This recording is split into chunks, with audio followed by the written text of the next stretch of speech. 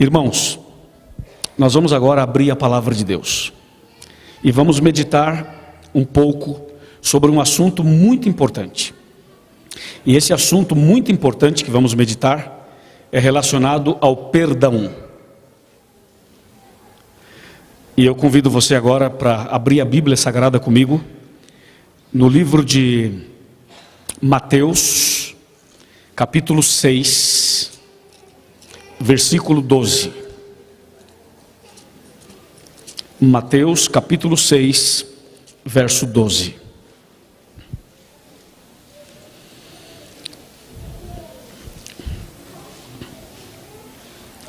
A palavra de Deus diz assim: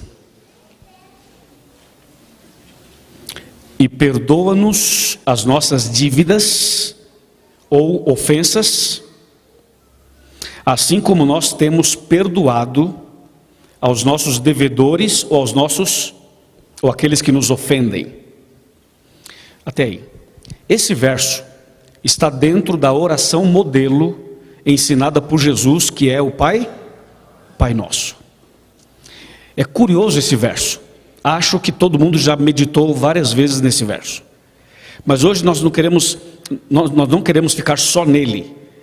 Nós queremos começar aqui e analisar uns 4 versos mais. Mas antes de analisar os outros, vamos ler mais uma vez o verso 12.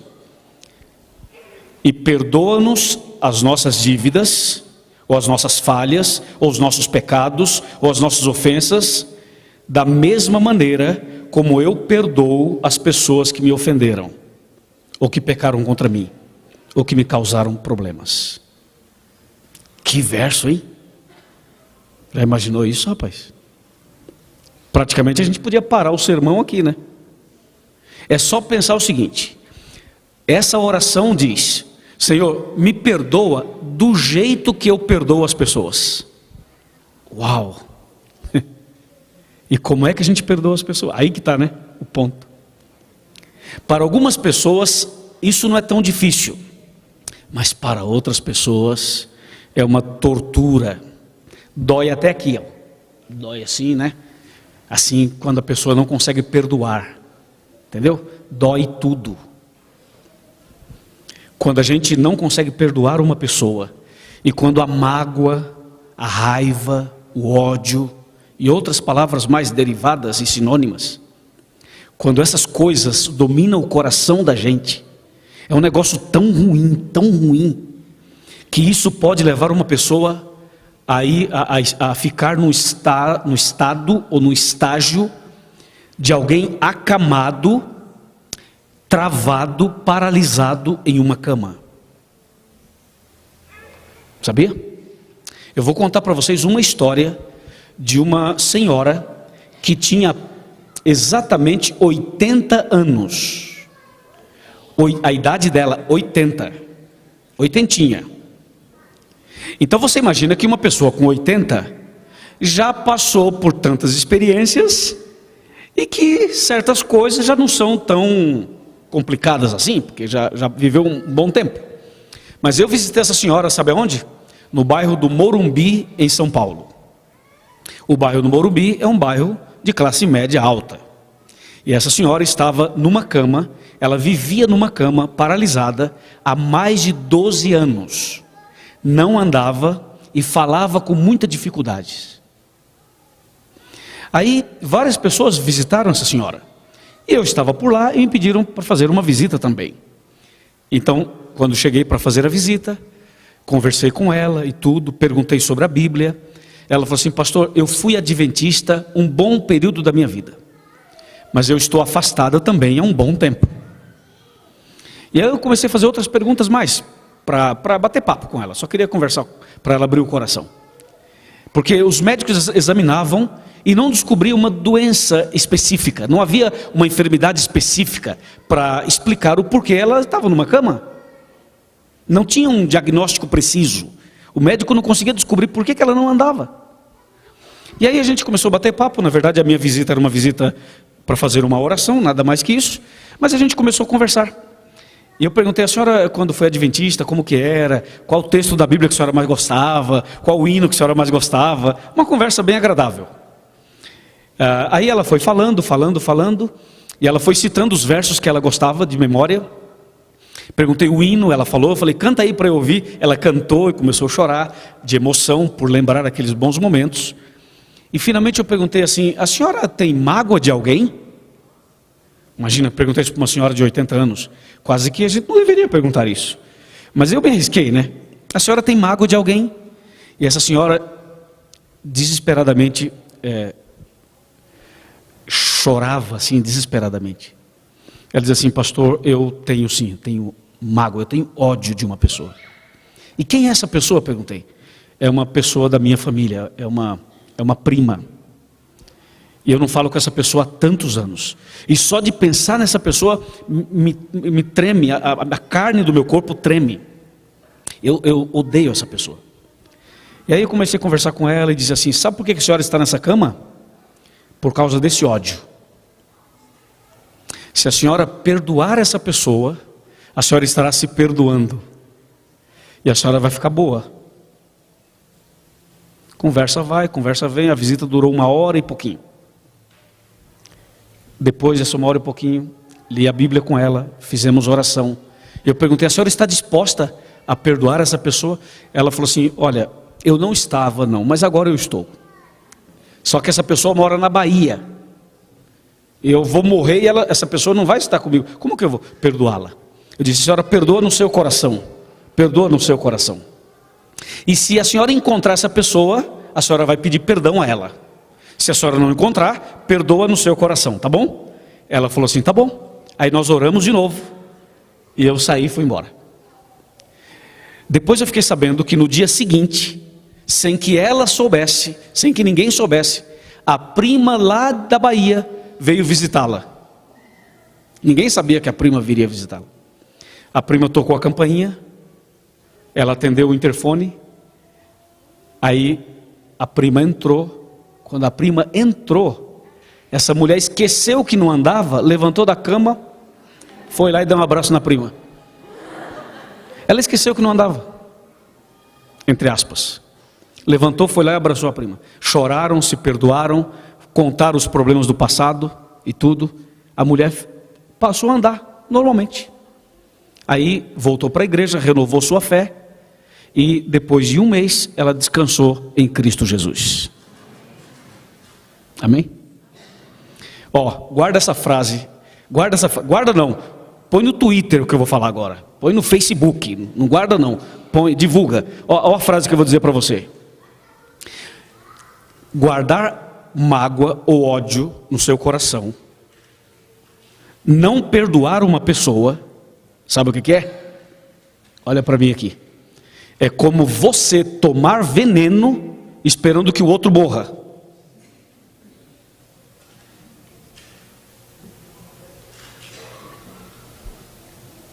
Ok? É isso aí. É isso aí. Agora veja. Isso aqui é só o texto de Mateus 6, verso 12. Da oração do Pai Nosso. Que diz claramente para a gente, mas muito claramente. Perdoa os meus pecados, os meus erros, as minhas falhas, do jeito que eu perdoo aqueles que me ofenderam.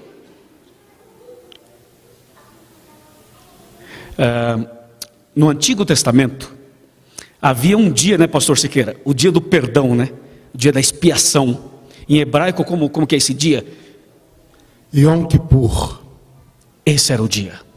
O dia da expiação. Lembra, Patrícia, que a gente falou ontem? O dia da expiação.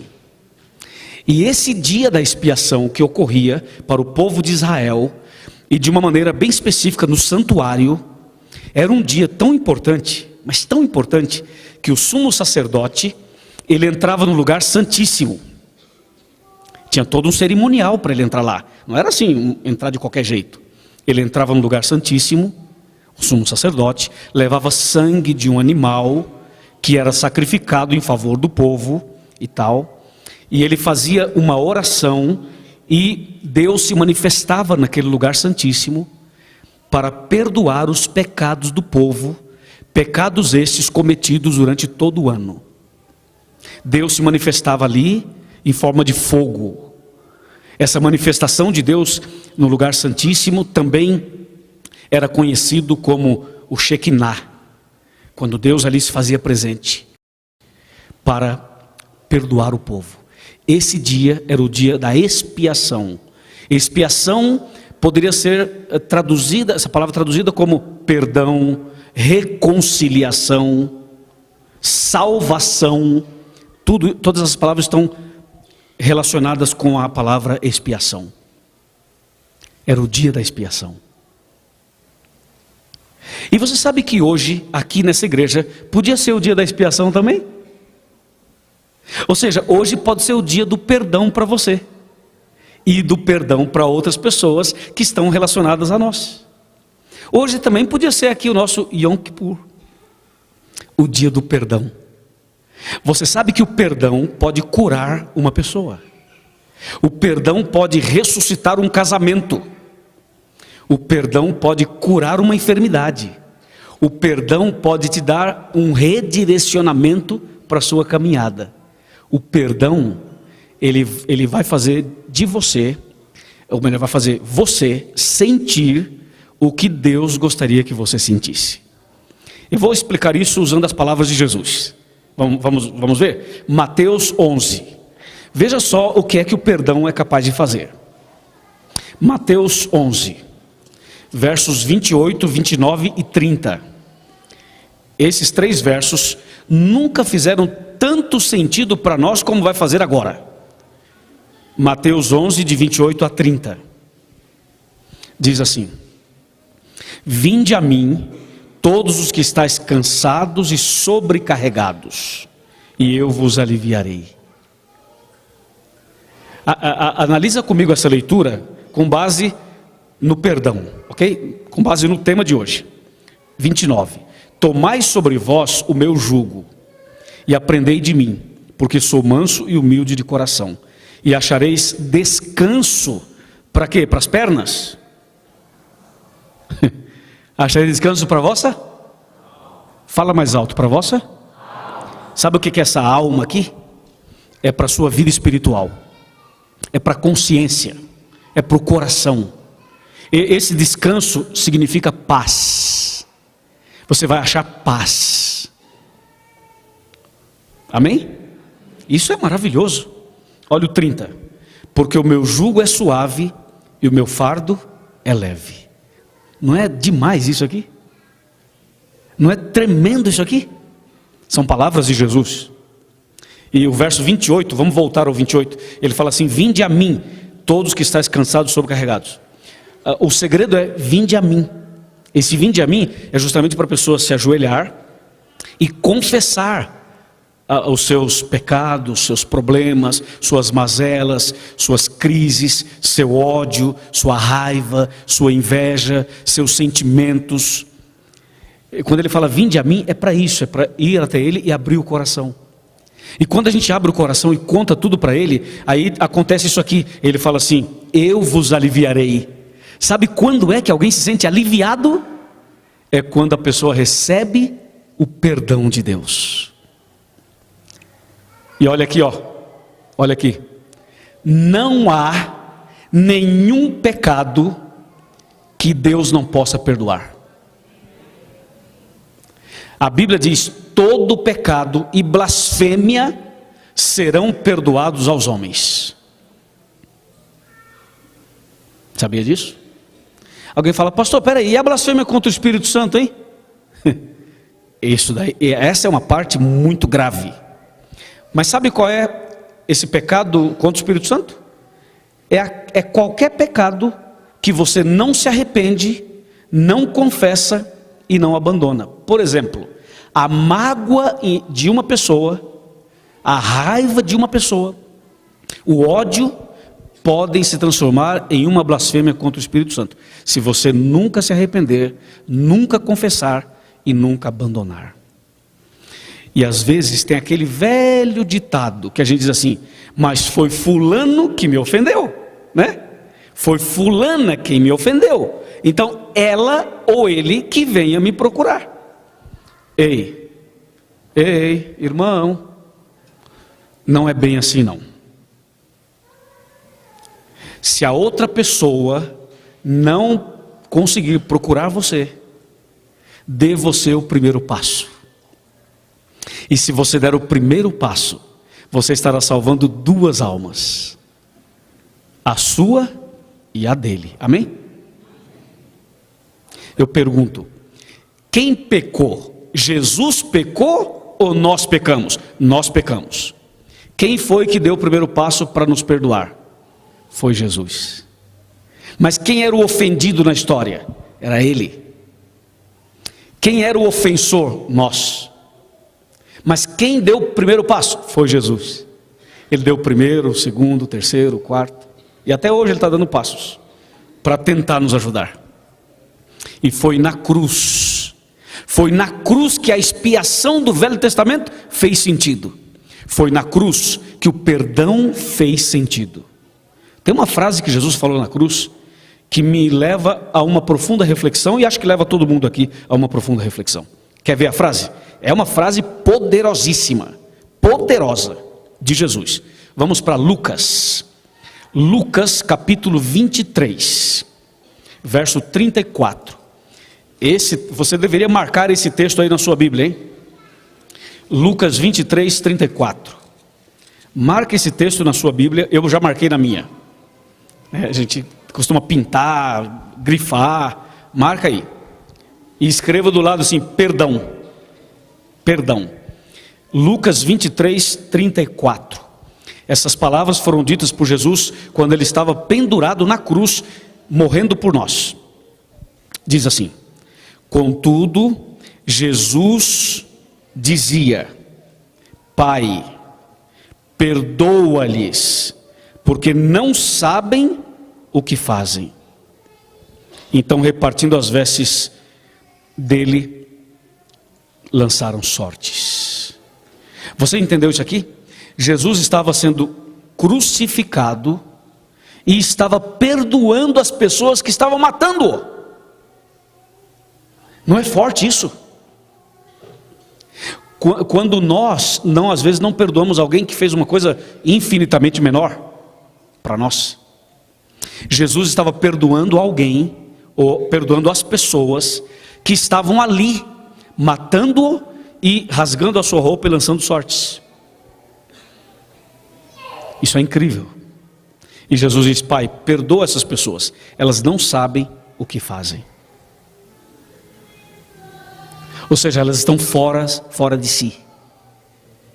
E eu estou morrendo na cruz para perdoar essas pessoas também. Uma coisa muito parecida com essa aconteceu com Estevão. Lembra de Estevão? Lá em Atos capítulo 7, a gente não vai ler agora, só vou mencionar Estevão. Em Atos capítulo 7, Estevão estava sendo o que mesmo? Apedrejado. E havia uma pessoa que estava participando do apedrejamento, que era uma pessoa muito influente e conhecida. Quem era? Saulo. E estavam apedrejando Estevão. E qual foi a oração de Estevão? Vocês lembram? Ele estava de joelhos sendo apedrejado e ele fez uma oração. Ele teve uma visão enquanto morria e fez uma oração: Senhor, não lhes imputes este pecado. O que ele estava dizendo? Senhor, eu perdoo o meu assassino. Rapaz, como diz o gaúcho, bate. Como perdoar uma pessoa que está me matando? Então veja, como é que Estevão poderia perdoar uma pessoa que estava lançando pedras sobre ele? E agora presta bem atenção. Você sabe que o perdão que Estevão deu para os seus assassinos foi algo tão importante, irmãos, tão importante, que aquele Saulo, aconteceu o que com ele? Lembra? Se converteu depois, não foi? Saulo se converteu. E Saulo é o grande apóstolo Paulo, que foi salvo pelo perdão. O perdão de Deus e o perdão da pessoa a quem ele estava matando. Você viu que o perdão pode salvar uma pessoa? O perdão pode salvar um ser humano? Então, esse negócio que às vezes entra no nosso coração, esse ódio, esse negócio ruim que entra, Isso não é de Deus, não. Isso é da nossa natureza pecaminosa, obviamente. E claro, tem também a mão de Satanás, para levar a pessoa a se destruir paulatinamente. Isso é impressionante, tudo isso que estamos analisando. Mas eu queria contar para vocês duas pequenas histórias. A primeira história é de um homem que foi ladrão, que foi um mau elemento a vida inteira. E quando estava na hora da morte, se arrependeu, foi perdoado e foi salvo. Veja o que é o perdão de Deus. Eu estou falando do ladrão que estava na cruz do lado direito de Jesus, que é conhecido como Dimas. Esse homem, a vida toda dele foi uma vida errada, mas quando estava na cruz, entre a vida e a morte, ele se arrependeu, ele aceitou Jesus, e Jesus garantiu a salvação para ele. Por quê? Porque ele foi perdoado, Jesus o perdoou. Essa é uma das histórias lindas da Bíblia. Agora, por que esse ladrão da direita recebeu perdão e foi salvo, e o ladrão da esquerda não recebeu e morreu perdido? Claro, porque esse ladrão da direita aceitou, e o ladrão da esquerda rejeitou. Você sabe que num auditório como este ou outro, quando você apresenta uma mensagem da Bíblia, existem reações diferentes. Um se alegra e diz: pastor, muito obrigado por essa mensagem. O outro se fecha e diz assim: não gostei, não gostei, não gostei, mexeu comigo, não sei o que, tal. Entendeu? É assim. Isso acontece entre nós, somos pecadores. Essa é uma história. A outra história é daquela mulher que alguns dizem que era Maria Madalena, outros preferem não correr o risco de errar o nome dela, então fala assim, a mulher pecadora. Mas pecador todos nós somos. Então não dá para dizer. Bom, vocês já entenderam de quem eu estou falando. É daquela mulher que foi apanhada em adultério. Veja como nós somos, nós seres humanos. A mulher foi apanhada em adultério, e essa mulher foi levada de maneira bruta, agressiva, até Jesus. E aqueles homens acusando essa mulher de adultério, de uma pessoa, uma bruxa, né? Uma pessoa má. Jogaram a mulher nos pés de Jesus e disseram: Senhor, a lei de Moisés ordena, manda que ela seja apedrejada. Nós temos aqui a pecadora e as pedras. Por favor, diga para nós o que você tem a dizer. Qual é a sua opinião? Só dá a ordem que nós apedrejamos. Só que aqueles homens que estavam ali para apedrejar a mulher eram homens que haviam tido caso com ela. Veja só como é o ser humano, é assim. Às vezes a gente critica alguém, mas esquece que nós somos tão pecadores quanto aquele alguém. Às vezes a gente acha que o outro é mau, enquanto você também é mau. A gente acha que só porque estamos aqui somos melhores que os outros. Nós não somos. Eu estava no Peru, esse ano, na Semana Santa, fazendo uma caravana em todo o país do Peru.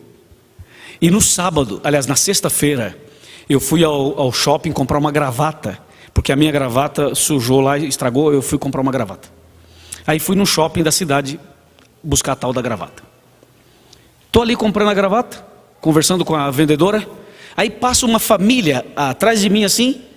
O rapaz escuta a minha voz, vem e fala: Pastor Luiz, o que você está fazendo aqui, pastor? Eu sou de Goiás, dizia ele. Sou brasileiro, sou de Goiás. E a minha mulher é peruana, meu filho, nós moramos aqui, mas eu sou de Goiás. Diz assim: rapaz, eu assisto o DVD, o Grande Conflito, e agora a Última Esperança, e pela internet eu vejo o Arena do Futuro também. Que maravilha, o que você está fazendo aqui? Eu disse: não, eu estou fazendo pregações, e amanhã sábado vai ser o encerramento, eu vim comprar uma gravata e tal. Aí ele falou assim: puxa pastor, eu estou afastado da igreja há 15 anos. Aí eu o convidei para ir no sábado, no nosso encerramento, que era um ginásio para 8.000 pessoas, um grande encerramento. E ele foi com a família e tudo. Mas eu perguntei: por que você se afastou da igreja? É a pergunta clássica que a gente sempre faz. Às vezes não é nem bom fazer, né? Mas às vezes a gente faz e dá certo. Aí eu perguntei, por que você se afastou da igreja? Olha a resposta dele: porque a igreja está cheia de hipócritas, porque a igreja está cheia de gente falsa, por isso eu saí da igreja. Eu esperei ele destilar todo o veneno. Depois que ele terminou de falar, eu disse assim: sabe que você está certo?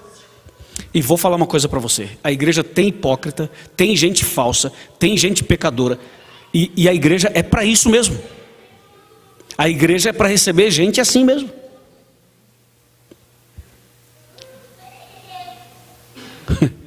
Ou você acha que a igreja é só para quem é santo? Não, rapaz, a igreja é para pecador mesmo. Agora, ok, a igreja é tudo isso que você falou. E aí você saiu da igreja. E você foi para onde? Me dá o endereço. Ele falou: eu fui para o mundão. Eu falei: e no mundão tem hipócrita? Ele falou: tem. Tem falso? Tem. Tem prostituta? Tem. Tem, tudo tem. Então saia do mundo também, meu filho. Sai do planeta, vai para outro planeta. Se você saiu da igreja porque tem hipócrita, saia do planeta, porque o planeta tem hipócrita também. É ou não é? E é só a gente dar uma olhada no espelho que a gente vai ver um pecador. Eu olho no espelho, sou eu, o tal do pecador que ele falou. É você, não é? É ou não é assim? É assim. E por que estamos aqui? Porque somos melhores? Não, porque nós temos necessidade de Deus, amém? Todo mundo necessita de Deus. E quem não tiver pecado, atire a primeira pedra.